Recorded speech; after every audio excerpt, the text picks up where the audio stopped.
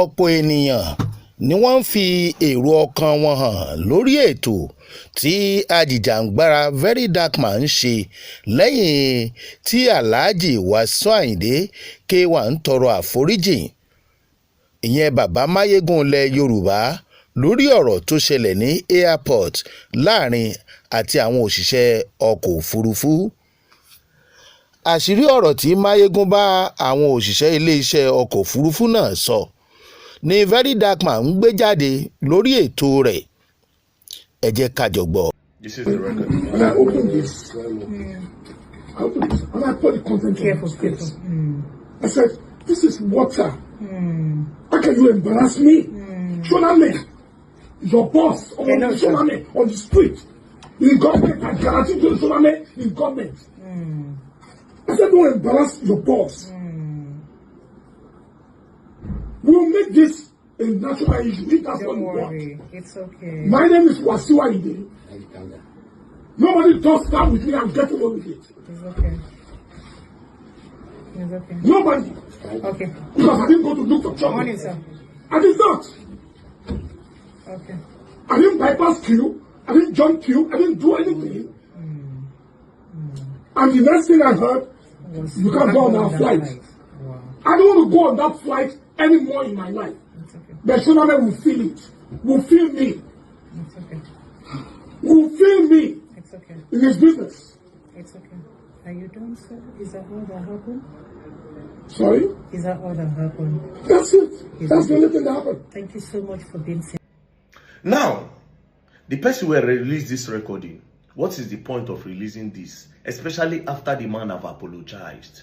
Why are you releasing it? This is somebody that the whole country told him that what he did was wrong. He now felt remorseful. He made a video. He took full responsibility. He apologized to the pilots. He apologized to Nigerians. Showed how remorseful he was. And the thing was posted all over social media. But he still felt they need to come and release this. What for? What do you want Nigerians to do now? May they go put knife for his neck after he don't beg, say this sorry. tó ẹ jẹ́ àjọ máa tẹ̀síwájú lórí ètò ìró tiwa lẹ́yìn ìgbà tí verydarkman ń gbé àṣírí ọ̀rọ̀ tó lu síta náà jáde ó ń sọ ń bẹ̀ wípé kí ni ìtumọ̀ eléyìí tí àwọn òṣìṣẹ́ iléeṣẹ́ náà tún jù síta lẹ́yìn ìgbà tí máyégún bàbá K1 the ultimate ti tọrọ àforíjì lẹ́yìn èdè àìyedè náà.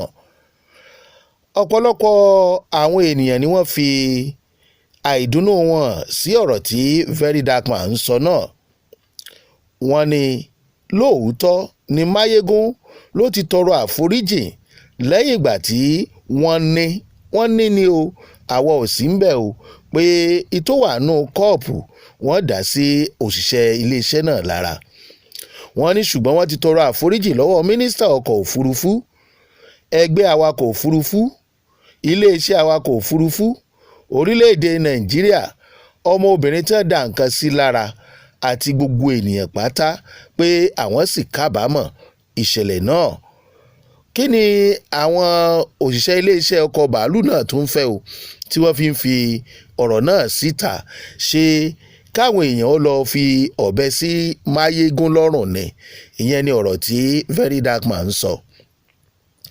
Tó àwọn èèyàn kan sára o sí máyégún pé nígbà àkọ́kọ́ bó tilẹ̀ jẹ́ wípé àwọn ò lérò pé ó lè tọrọ àforíjì, àwọn tí ń dúró de ìjọba orílẹ̀-èdè Nàìjíríà pé irú ìgbésẹ̀ wo ni wọ́n fẹ́ gbé, bóyá wọ́n ti fẹ́ máa fi ọ̀rọ̀ ẹgbẹ́ òṣèlú kùn. Ṣùgbọ́n ọ̀pọ̀lọpọ̀ èèyàn míì ló tún fojú míì wò, wọ́n fojú míì wò ìtọrọ àforíjì náà. Lẹ́yìn tí verydarkman tó sọ̀rọ̀ àwọn ọ̀rọ̀ yìí tán ní àwọn èèyàn bẹ̀rẹ̀ sí ní sọ pé ṣé kí ni ìtumọ̀ gbogbo eléyìí? Kí ló ṣẹlẹ̀ gan-an? Báwọn kan ṣe sọ pé ṣé kí wọ́n lọ pa máyégún ni, làwọn kan sọ pé kí ni verydarkman ń fẹ́ gbà lórí ọ̀rọ̀ yìí. Wọ́n ní kí ló ń ṣe gan-an? Ṣé tó bá jẹ́ nǹkan míì ló ṣẹlẹ̀ lórí ọ̀rọ̀ náà, tàbí tó bá jẹ́ K1 the ultimate fúnra rẹ̀ ní nǹkan kan ṣe lọ́jọ́ yẹn ṣe ń tá a mọ̀ sọ là ń sọ yìí. àwọn kan gba apology yẹn wọlé, àwọn kan ní kò sọ̀rọ̀ ńbẹ̀ torí òfin lòfin ọmọ jẹ́, àwọn kan ní kò yẹ kí iléeṣẹ́ náà tàbí ẹnikẹ́ni kí wọ́n tún fi ohun K1 The Ultimate síta tán ká má fi ìta mọ́, wọ́n ní kò dáa. ẹnìkan ní ìtò ń jẹ́ ignorant kò sí nínú ọ̀rọ̀ òfin o, ọ̀ràn lọ̀rọ̀ ń jẹ́, ọ̀ràn ò sì pé méjì. K1 The Ultimate wọ́n lùfin ni, ó sì yẹ kí wọ́n fojú winá òfin. bẹ́ẹ̀ ni ẹnìkan ní ó yẹ kí wọ́n foríjìn Máyégún Wàsíù Àyìndé ni tilẹ̀ Yorùbá nítorí pé bó ṣe tó láwùjọ tó sì ṣe ẹ̀ṣẹ̀ náà ló ṣe tọrọ àforíjìn, torí kò sí nǹkan tó yẹ ká máa fà mọ́ nítorí kò pààyàn. ohun aburú kan ò sì ṣẹlẹ̀ ju ìtò ṣe lọ. àwọn kan ní ìtọrọ àforíjìn bíi bẹ́ẹ̀ náà ní ṣá.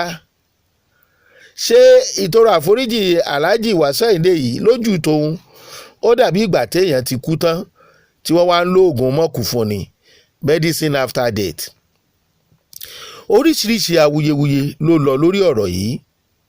àwọn míì sọ pé àwọn ò nífẹ̀ẹ́ ọmọ Ojúṣàgbọ́lá tẹ́lẹ̀ yẹn K1 The Ultimate, ṣùgbọ́n fún nǹkan tó ṣe yìí tó bọ́ síta láì jẹ́ kó pẹ́ rárá tó fi tọrọ àforíjìn, bó tiẹ̀ jẹ́ pé àwọn kan ló sọ pé kó ṣe bẹ́ẹ̀ tàbí òun ló wù kó ṣe bẹ́ẹ̀ pé àwọn tí wàá bẹ̀rẹ̀ sí nífẹ̀ẹ́ rẹ̀ sí o.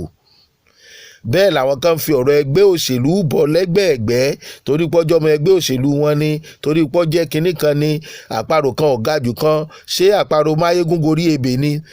àti pé wọ́n ní àgọ́ agbófinró ló ti yẹ kí wọ́n ṣe apology náà káwọn èèyàn rí wípé wọ́n ti ẹ̀ gbé wọn, wọ́n fọwọ́ òfin mú wọn bí wọ́n bá tiẹ̀ padà dáríjì wọ́n. ṣùgbọ́n síbẹ̀ náà wọ́n ní tó bá jọmọ aláìléèyàn kan ló ṣerú ẹ̀, ìjọba ó bá ṣẹjọ́.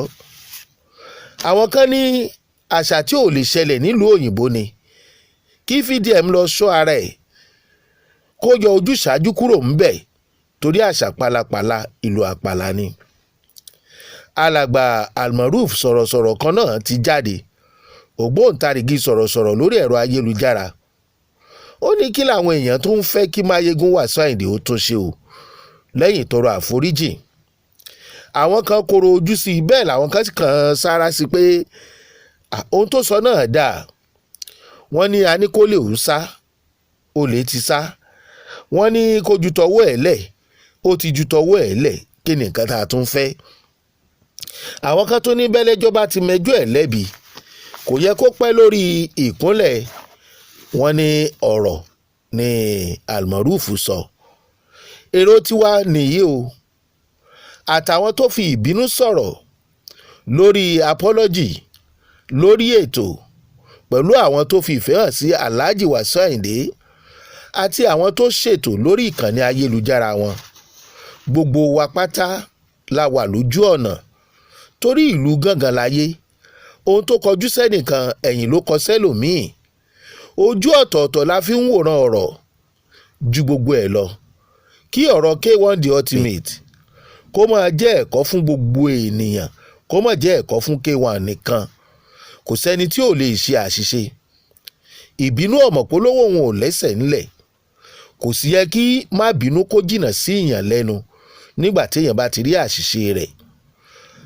àti apology o, àti náà apology o, àtòfin ṣiṣẹ́ o tàbófin kò ṣiṣẹ́ o.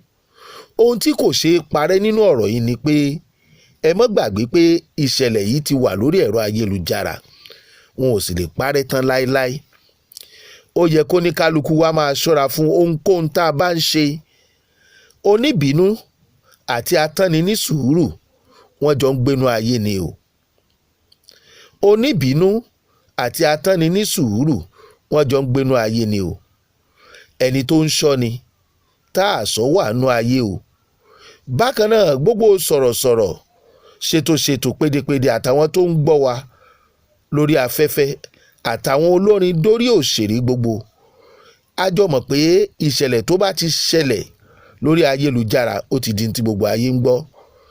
kò ṣeé parẹ́ lórúkọ tá à ń pe ayélujára. má ní gbàgbé lórúkọ ìkànnì adíáfúnṣe pẹ̀lẹ́pẹ̀lẹ́ nítorí ó burú jáì lórúkọ ìṣẹ̀lẹ̀ tá a rántí lórí ẹ̀rọ ayélujára tó ń fúnni ní ìbànújẹ́ ọkàn. Bófin bá ṣiṣẹ́ tàbí kò ṣiṣẹ́, ìkànnì ayélujára ò ní ṣaláìṣiṣẹ́ títí ayé. Àtọ̀tún àtòsì àní dáràn òfin, tẹni tó dé la rí o, tẹni tó ń bọ̀ àmọ́ aburú ò ní dé bá wa o. Gbogbo ẹ̀yin tẹ́ ń subscribe, àtẹ̀yin tẹ́ ti subscribe, àtẹ̀yin tẹ́ fẹ́ ṣe bẹ́ẹ̀ lórí ìkànnì yìí, ẹ ò ní dáràn òfin.